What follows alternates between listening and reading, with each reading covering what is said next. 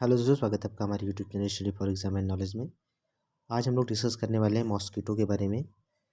यह जो मॉस्कीटो है हमारे सिलेबस टीजीटी पीजीटी एग्ज़ाम में यह इंक्लूड किया गया है, यानी टीजीटी पीजीटी एग्ज़ाम के दृष्टि से महत्वपूर्ण हो जाता है।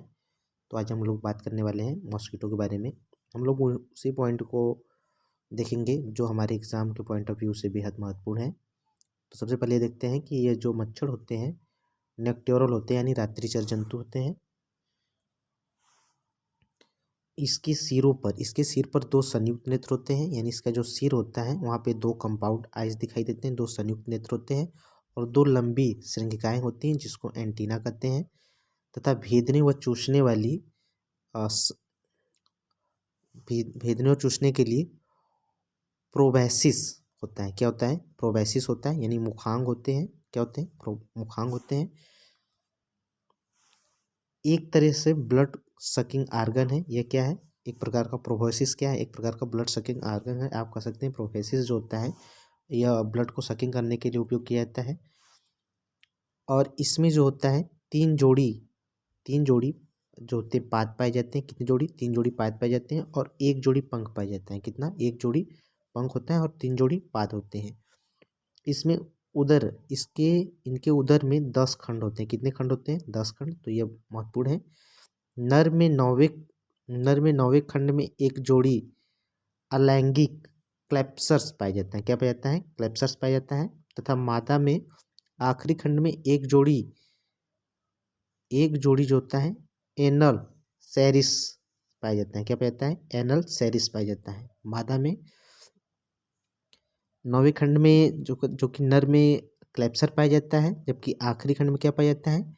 एनल सेरिस पाया जाता है।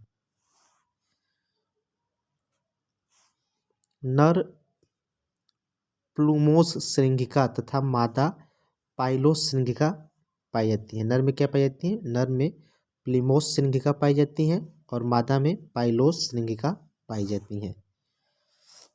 श्रृंगिका में 15 खंड होते हैं। श्रृंगिका में कितने खंड होते हैं? 15 खंड। तथा इसमें श्रवण संवेदी जांस्टन अंग होते हैं। इसमें क्या होता है? श्रवण संवेदी। इसमें पूछा जा सकता है कि श्रवण संवेदी मॉस्किटो में कौन सा श्रवण संवेदी अंग है? तो जॉस्टन ऑर्गन क्या होते हैं?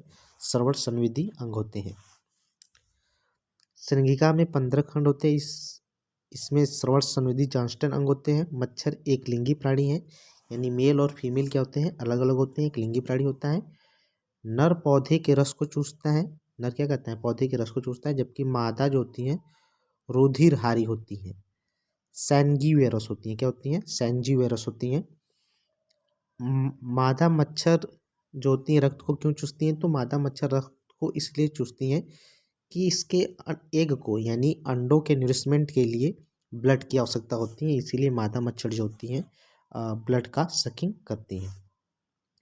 एनफिलीज मच्छर जो होता है वह 45 डिग्री के कोण पर बनकर बैठता है, यानी एनफिलीज मच्छर जो होता है वह हमेशा 45 डिग्री का कोण बनाकर ही बैठता है और इसके पंखों पर धब्बे होते हैं। यह पहचानने का एक तरीका है एनफिलीज मच्छर का। जबकि क्यूलेक्स सतह के समांतर बैठा है। इसके पंख सादे होते हैं। इसके पंख क्या होते हैं? सादे होते हैं। इनके अलावा एडीज सतह के समानांतर बैठता है और इसके पंखों पर काली तथा सफेद धारियां होती हैं। एडीज पर क्या होती हैं? एडीज भी समांतर बैठता है। क्यूलेक्स 45 डिग्री पर पड़ता है। एनफिलीज सतह से कितने डिग्री पर बैठता है? 45 पर। जबकि क्यूलेक्स समांतर बैठता है। इसके पंख क्या होते हैं? सादे होते हैं। जबकि अगर बात की जाए एडीज मच्छर की तो यह समानांतर बैठता है और इसके पंखों पर काली तथा सफेद धारियां होती हैं। मच्छर का लार्वा जो होता है रिगलर होता है। क्या कहलाता है? रिगलर कहलाता है। तथा इसके प्यूपे को टम्बलर कहते हैं। मच्छर के लार्वा को रिगलर कहते हैं और इसके प्यूपा को टम्बलर कहते हैं। प्यूपा से नए निकले मच्छर को इमैगो कहते हैं। क्या कहते हैं? इमैगो कहते हैं। मच्छर में कायांतरण जो होता है पूर्ण होलोमेटाबोली होता है। क्या होता है? पूर्ण होलोमेटाबोली होता है। और मच्छर से होने वाली जो बीमारियां हैं मलेरिया, चिकनगुनिया, एनफिलीज, Zika, yellow fever, dengue, filaria इत्यादि यह मच्छर के कारण होने वाली बीमारियां हैं।